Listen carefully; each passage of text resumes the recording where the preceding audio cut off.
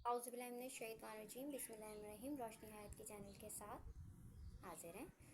अच्छा, तमाम मेरे नाज़रीन कराम, तलबा तालबात और तमाम सुनने वाले जो ये सिलसिला सुन रहे हैं शुरू से, उनको पता होगा कि हज़रत नूह अलैहिस्सलाम का वाक़या हमारे अख्तिताम को पहुँच गया था और उसका हम जिक्र किया था हज़रत हूद अलैहिस्सलाम का। हज़रत हूद अलैहिस्सलाम, हज़रत हूद अलैहिस्सलाम का सिलसिला ज़ाहिर आपको ये तो पता होगा कि हज़रत आदम अलैहिस्सलाम से मिलता है। हज़रत आदम की नस्ल से हज़रत नूह अलैहिस्सलाम, फिर हज़रत नूह अलैहिस्सलाम के, जैसे हमने आखिर में जिक्र करा था ना कि उनके जो बेटे रह गए थे जो कश्ती में सवार थे, हाम साम और याफुत, उनकी नस्ल जब आगे बढ़ी तो फिर उसमें अल्लाह ताला ने नबी किस तरह भेजे। काफ़ी अरसे वो हज़रत नूह अलैहिस्सलाम के इंतकाल के बाद उनकी तालीमात पे अमल करते रहे और अल्लाह के मानते रहे, अल्लाह को मानते रहे। लेकिन ये कि कुछ अरसे बाद उनमें फिर वही शेर बुत परस्ती फिर से आमने लगे। वो जो पिछली जो इनके अक़दार थे वो उनके अंदर नुमायाँ होने लगे, वो उन बुतों के बनाने लगे या शिर्क में मुब्तला होने लगे। ठीक है, अब यहाँ अल्लाह ताला का रहम करम, अल्लाह ताला ने ये कि अपनी कौम को, अपनी बंदों को बचाने के लिए शैतान के शर से, क्योंकि ज़ाहिर शैतान का बहकावा, शैतान तो हमारे पीछे जब से लगा है ना, जब जन्नत से अल्लाह ताला ने हज़रत आदम अलैहिस्सलाम को तख्लीक के जन्नत में डाला। अब यहाँ क्या होता है, शैतान की चालें शुरू हो जाती हैं, फिर से लोगों को बहकाता है, बुत परस्ती शेर में मुब्तला करता है।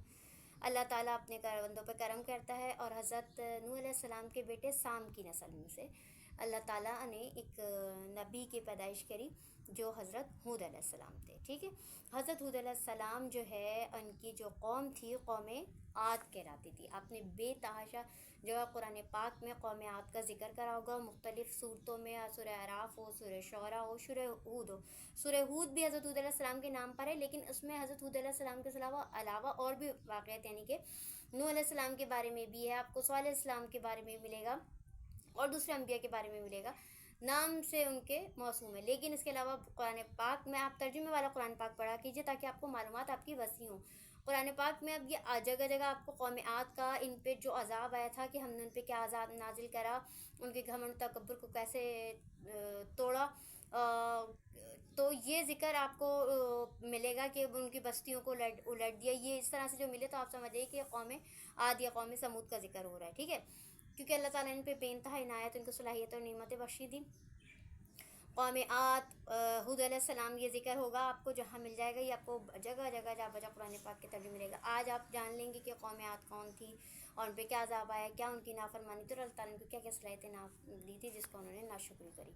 अच्छा, कुफ्र की एक जो डेफिनेशन है ना, वो ये भी है कि नाशुक्री। कुफ्र का मतलब ये नहीं है कि कुफ्र कर लिया, इस्लाम छोड़ दिया, बुत परस्ती में चले गए यहूदी। कुफ्र का मतलब है कुफरान नेमत। अक्सर आपने सुना है कुफरान नेमत, नाशुक्री नेमत।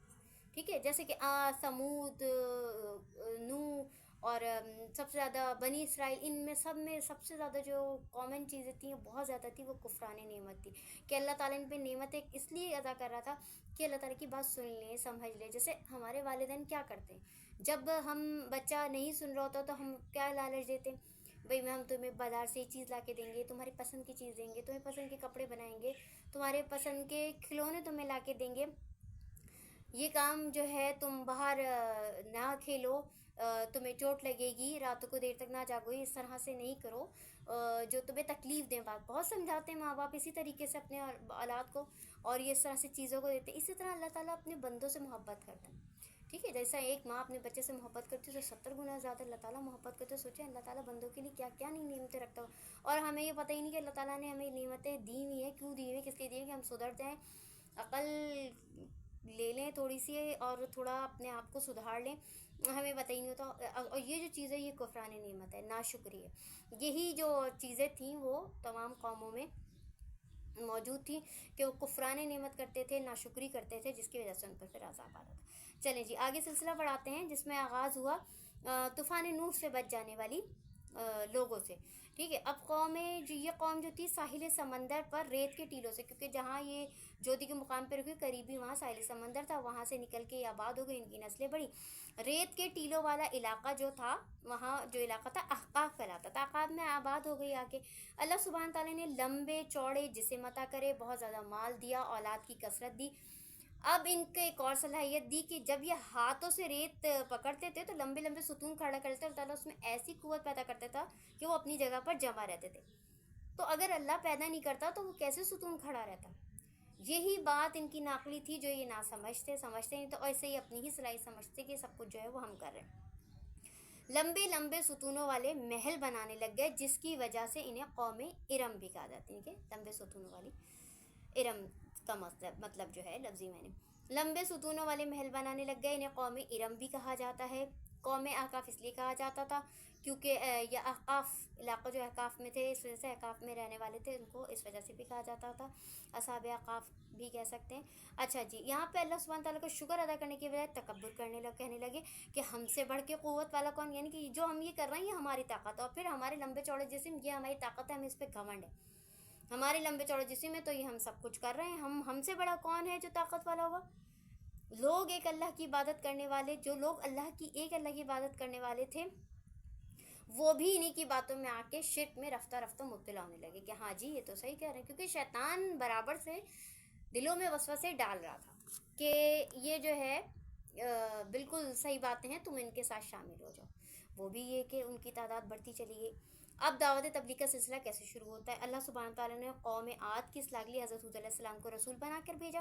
हज़रत हूद अलैहिस्सलाम ने अपने कौम को एक अल्लाह की इबादत करने की तलक़ीन किया। आपने लोगों को अल्लाह के साथ शिर्क करने से मना फरमाया। शिर्क का मैं आपको डेफिनेशन पहले बता चुकी हूँ अपनी लेक्चर्स में। अब यहाँ आ जाएगा कौम का रद्द अमल क्या था जब हूद अलैहिस्सलाम ने उनको दावत दी। तौहीद पर कायम रहने को ना तैयार थे, ना तौहीद मानने को तैयार थे। कौम आद की मैं आपको बता रही हूँ बात कि काफिर सरदार, जो उसमें बड़े बड़े सरदार थे, पैसे वाले थे, माज़अल्लाह उन्होंने हूद अलैहिस्सलाम से कहा कि तुम तो नादान हो और हम तुम्हें अल्लाह सुब्हान तआला का रसूल नहीं मानते हैं। ये इनके जहन में है कि हाँ अल्लाह की वहदानियत मौजूद है, अल्लाह मौजूद है और अल्लाह रसूल भी भेज रहा है, लेकिन मानने को तैयार नहीं है। हम तो नहीं मानेंगे। सरदारों ने कहा कि अपने कौम से हज़रत सलाम से बारे में कि तुम तो हमारी तरह के एक इंसान हो, आम से इंसान, खाते हो पीते उठते तुम्हारे अंदर तो कोई ख़ास बात नहीं है, तो हम तुम्हें कैसे मान लें कि तुम अल्लाह के रसूल हो। तुम तो बिल्कुल एक आम इंसान हो और एक आम इंसान की बात हम क्यों मानेंगे। गोया उनके ख्याल में इंसान रसूल नहीं हो सकते। ये उनका कॉन्सेप्ट था कि रसूल कोई रूहानी तख्लीक होंगे या कोई फ़रिश्ते होंगे, उनके पढ़ लगे होंगे, तब हम उनकी बात मानेंगे। अदरवाइज़ जो अल्लाह का पैगाम दे रहा है या अपने रसूल बता रहे, अपने आप को अल्लाह की शरीयत बता रहे, तो वो उसको नहीं मानते थे। इसलिए फ़रिश्ता या किसी और मखलूक को रसूल बना कर लाने पर उन्होंने इसरार करा कि वो आता तो हम उसकी बात पर यकीन कर लेते, और इस तरह कौम को भी बाकी कौम भी जो है वो उनकी बातों में आके गुमराह होने लगी। यहाँ अब काफिरों पर अल्लाह का अज़ाब, एक लिमिट तक, एक टाइम तक अल्लाह ताला भी नबियों को कहता है कि हमारे जो है वो उनको पैगाम दो। फिर जब वो नहीं सुनते हैं तो अल्लाह ताला भी उन्हें यही कहता है कि बस अब इन काफिरों को इनके हाल पर छोड़ दो। अब ये तय पाया कि हज़रत हूद अलैहिस्सलाम ने जितना पैगाम अपना दे सकते थे उनको सुधारने की बड़ी कोशिश की, लेकिन जब वो नहीं सुधरे, नहीं अल्लाह की बात मानी, तो हज़रत हूद अलैहिस्सलाम ने फिर अल्लाह ताला की बारगाह में इल्तिजा करी। ये अब क्या अल्लाह ताला से इल्तिजा करते हैं ये हम आपको बताते हैं। हज़रत हूद अलैहिस्सलाम के बहुत ज़्यादा समझाने पर भी कौम बुराइयों से बात नहीं, कुफ्र शिर्क में चंद ईमान वालों के यानी कि गिनती के लोग थे जो हज़रत अलैहिस्सलाम के साथ थे, उनकी बात उन्होंने मानी थी। उसके अलावा बाकी तमाम लोग गुमराही में मुब्तला हो गए। हज़रत हूद अलैहिस्सलाम ने उनको डराया कि तुम पर अल्लाह का अज़ाब आने वाला है, सुधर जाओ, तौबा कर लो, अल्लाह को एक मानो, अल्लाह की इबादत करो। लेकिन बहरहाल उन्होंने ये बात नहीं मानी। अल्लाह का अज़ाब बादलों की सूरत में आ पहुँचा। अब ये बादल देखकर बजाय डरने के वो खुश होने लगे कि बादल आए हैं, बारिश बरसेगी, अब तो हमारी और खेती हरियाली भरेगी, बड़े बूसेगी, फलेगी फूलेगी। और उन्होंने हज़रत हूद अलैहिस्सलाम को और डिनाई कर दिया कि नहीं, तुम तो हमें अज़ाब की बातें करते थे, ये अज़ाब कहाँ है, ये तो अल्लाह ताला की हम पर रही तो रहमत हो रही है। अगर ऐसा नहीं होता, हम अगर गलत होते तो हम पर अज़ाब आता, या तुम अल्लाह के रसूल होते। बहुत खुश हुए, खुशियाँ मनाने लगे बादल देख के बहुत ज़्यादा। अब यहाँ के अल्लाह सुब्हान तआला के अज़ाब तो आते आते वो जो बादल थे आंधी में हो, आंधी चली, ज़ोरदार आंधी चली जो 8 दिन और 7 रात मुसलसल चलती रही। सारी काफिर कौम इसमें हलाक हो गई। आंधी जिस चीज़ पर भी चलती वो से रेजा करती थी। इस आंधी ने उन्हें इस तरह उठा कर फेंका जैसे खजूर के खोखले तने। अब इस तरह इनके तकब्बुर और कुफ्र की वजह से दुनिया में इन पर अल्लाह का अज़ाब नाजिल हो और आखिरत में भी इनको सज़ा दी जाएगी। ठीक है।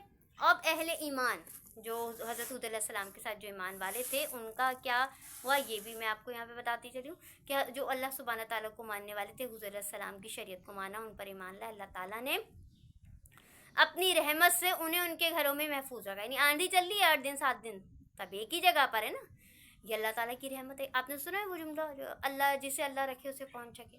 تو بس وہی بات ہے، جس کے دل میں ایمان ہو، چاہے طوفان میں گرا ہو، چاہے سونامی میں گرا ہو، چاہے زلزلے میں گرا ہو، وہ محفوظ ہے. اسی طرح حضرت صالح علیہ السلام کے کام کے ساتھ بھی ہوتا ہے. ابھی ہم آگے جو حضرت صالح علیہ السلام کا کریں گے سلسلہ شروع، یعنی کہ قصص الانبیاء میں، تو پھر ہم آپ کو اس میں حضرت صالح علیہ السلام کے قوم کا بھی انجام اور ان کے بارے میں یہ تمام دیں گے. تو بہت انٹرسٹنگ آگے ہونے والا ہے آپ کا لیے، بہت مزہ آتا جائے گا. اس طرح سے یہ جو قوم تھا، آندھی چلتی رہی 8 دن 7 دن، قرآن پاک میں بھی اس میں ترجمے میں اس کے ساتھ موجود ہے جو آپ کو مل جائے گا. بچ جانے والوں کو اللہ تعالیٰ جو بچ گئے حضرت علیہ السلام کے ساتھ، انہوں نے حضرت حود علیہ السلام نے، یعنی کہ قوم عاد کے جو بچے ہوئے لوگ تھے، انہوں نے جو ہے اللہ تعالیٰ کا شکر ادا کرا اللہ تعالیٰ کی رحمت پر، اور اپنے قوم کے برے انجام پر افسوس کرا.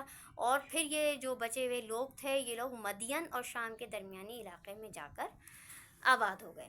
ٹھیک ہے، اب جو ہے یہ حود علیہ السلام کا مختصر میں نے اس لیے بتایا تاکہ آپ کو یاد کرنے میں آسانی ہو اور آپ اور بھی انبیاء کے بارے میں جان سکیں. مختصر جانیں گے جب یہ آپ کو اچھی طریقے سے سمجھ آ جائے گا تو پھر آپ اس کے طویل اور تفصیلی ذکر بھی آپ کو انشاءاللہ سمجھ آئے گا اور جان لیں گے. یہ ذکر ہے سورۃ الاعراف میں، آیت نمبر ہے 25 تا 29 میں. اس کے بعد سورۃ الاعراف میں ہی آپ کو اس کا ذکر مل جائے گا 70 سے لے کے 72 میں، اور اس کے بعد یہ مطالعہ قرآن حکیم میں آپ کو مل جائے گا سورہ ہود میں آیت نمبر 50 سے. مطالعہ قرآن حکیم کی حصہ اول ہی ہمارے پاس چل رہا ہے جس میں یہ انبیاء کا ذکر ابھی ہو رہا ہے. اب جب حصہ چینج ہوگا تو پھر میں آپ کو بتاؤں گی کس میں ہو رہا ہے. اس کے علاوہ ہود علیہ السلام کا جو آپ کو حضرت حود علیہ السلام کے بارے میں سورہ ہود میں آپ کو آیات نمبر 52 سے لے کے آیت نمبر 60 تک بھی آپ کو اس کا ذکر ملے گا. اس کے علاوہ سورۃ الشعراء میں اگر ہم دیکھیں گے تو سورۃ الشعراء میں آپ کو یہ ذکر مل جائے گا 123 سے لے کے 131 تک، اور اس کے علاوہ پھر سورۃ الشعراء میں آپ کو اس کا ذکر مل جائے گا 132 سے لے کے 140 تک. اس کے ترجمے آپ ان آیات کے پڑھیں گے تو آپ کو اس میں حضرت حود علیہ السلام کا ذکر، قوم عاد کا ذکر، ان کا انجام، ان کی نعمت صلاحیت جو اللہ تعالیٰ نے ادا کی تھی، ان سب کے بارے میں آپ کو مل جائے گا. اب اس سے متعلق کچھ سوالات ہیں وہ بھی میں آپ کے اس کے ساتھ ساتھ کرتے چلوں. یہ جی حضرت حود علیہ السلام کے بارے میں اچھی کوئی بھی جو باتیں ہوں وہ لکھیے. اس کے علاوہ ان کو بتائیے ان کا سلسلہ نسل کی نسل کس نبی سے جا کر ملتی ہے. اس کے علاوہ قوم عاد کو قوم ارم کیوں کہا جاتا ہے. حضرت حود علیہ السلام نے اپنی قوم کو کیا دعوت دی، کس بات کو ماننے سے کرنے سے ان کو منع فرمایا، اور قوم کے سرداروں نے حضرت حود علیہ السلام کو کیا جواب دیا. ٹھیک ہے، اس کے علاوہ عذاب سے بچ جانے والے جو لوگ تھے وہ کہاں آباد ہوئے، اور جو اللہ تعالیٰ نے ان پہ عذاب نازل کیا تھا وہ کیا عذاب تھا، اور وہ جو مدت تھی عذاب کی آندھی کی وہ کتنے عرصے جاری رہی. اچھا، احقاف کا کیا مطلب ہے یہ بھی آپ نے بتانا ہے. اور اس کے علاوہ حضرت حود علیہ السلام سے ریلیٹڈ جو ہے وہ خاکہ بھی یہاں پر موجود ہے، وہ بھی میں آپ کو دکھا دوں گی. اس میں بھی آپ کو جس طرح سے نوح علیہ السلام کا تھا بس وہی قوائف وغیرہ مکمل کرنے ہوتے ہیں. جس وقت بھی آپ کے سامنے آئے گا آپ سمجھ لیں آپ کا امتحان ہے، آپ نے اس کو مکمل کرنا ہے. آپ اسے مکمل کر لیں گے تو سمجھ لیجیے آپ اس کو جان چکے ہو. قرآن پاک کو اللہ تعالیٰ نے اور نبی کتنا آسان رکھا ہے. اگر چند آپ امپورٹنٹ پوائنٹ جان لیں تو آپ اس کو بہت اچھے جان لیں گے. قرآن پاک پڑھیں گے تو آپ کو لگے گا آپ اپنی اردو انگلش کی بک جس کے بارے میں آپ سب کچھ جانتے ہیں، کورس کی بک، وہ آپ پڑھ رہے ہیں. ٹھیک ہے، اور جب یہ پڑھیں گے تو آپ میں خود انٹرسٹ پیدا ہوتا جائے گا آگے سے آگے پڑھنے کا اور نبیوں کے بارے میں جاننے کا. ٹھیک ہے، یہ حضرت حود علیہ السلام کا ذکر ہے. اپنے جوابات سے مجھے ضرور آگاہ کیجیے گا. ٹھیک ہے، اجازت دیجیے.